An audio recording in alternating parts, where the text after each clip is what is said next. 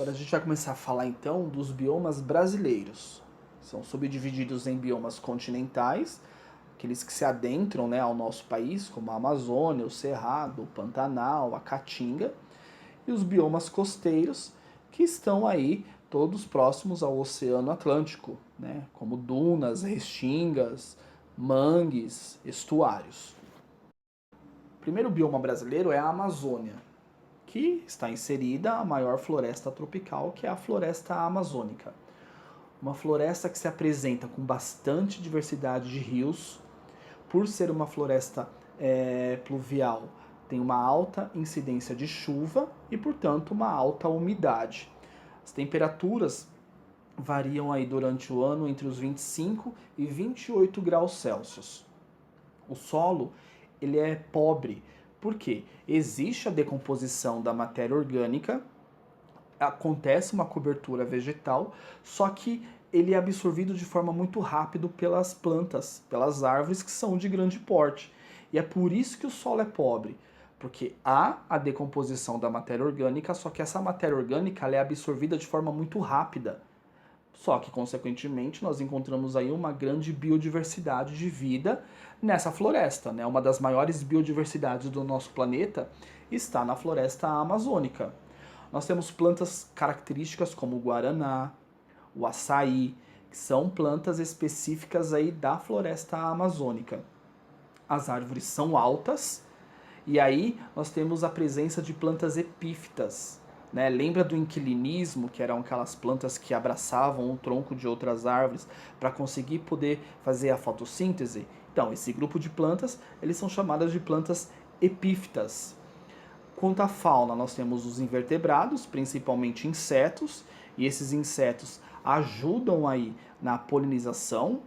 Nós temos a arpia, né, a maior ave aí que nós encontramos no hemisfério sul, anfíbios como sapos, rãs, pererecas, porque depende da umidade que a floresta amazônica traz, serpentes, né, que é um réptil, e mamíferos como macacos, coatis, onças, jaguatiricas, que são animais aí específicos da floresta amazônica. E a gente sabe que um problema ecológico que ocorre bastante na Amazônia é a presença da pecuária e da agricultura. Por quê? Para que aconteça essas duas manifestações de economia na floresta, a gente precisa o quê? Retirar a cobertura vegetal para o gado pastar. E isso acaba influenciando de forma negativa a biodiversidade da flora da floresta amazônica. Então você retira uma vasta cobertura vegetal, você acaba então inserindo aí um desequilíbrio ecológico bastante importante na nossa floresta. O cerrado, né, eu já começo ali falando também sobre a pecuária e a agricultura, foi a mesma coisa que eu acabei de falar da floresta amazônica. Né? A pecuária e a agricultura também é um grande problema aí que pode danificar a parte do cerrado do nosso planeta. Né? Inserido ali no norte de São Paulo, Minas Gerais, Goiás.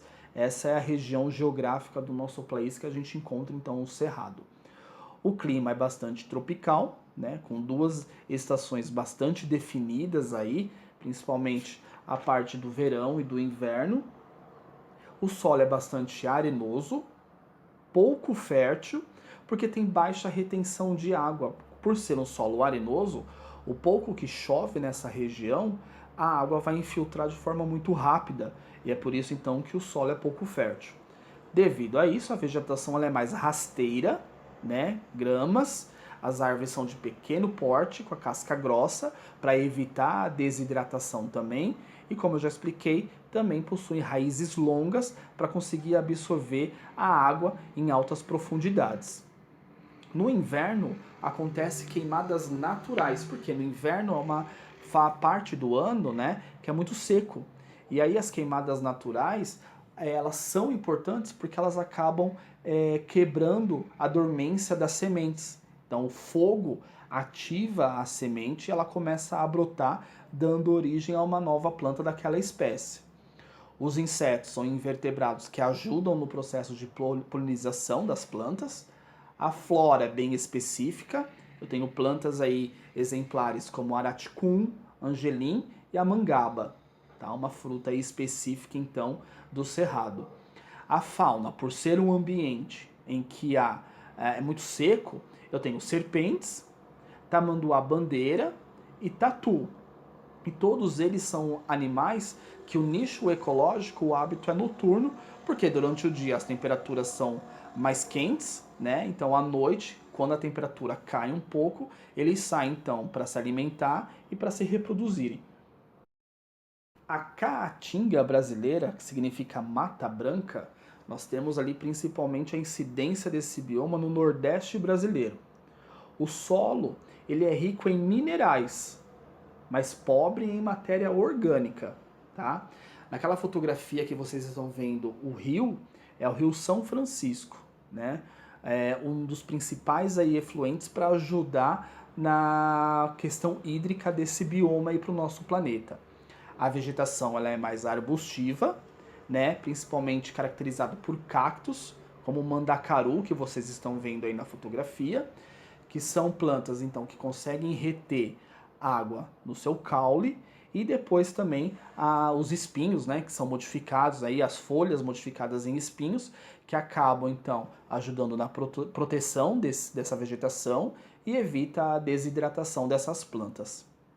A fauna é formado por um lagarto chamado calango, nós temos mamíferos como o gambá, morcego, aves como a arara azul, a onça pintada, que é um outro tipo de mamífero que também esses animais têm hábitos noturnos, porque a temperatura à noite é mais amena. E também é um bioma que sofre com a agropecuária, né? Quando a gente fala em agropecuária, nós estamos falando na pastagem de gado.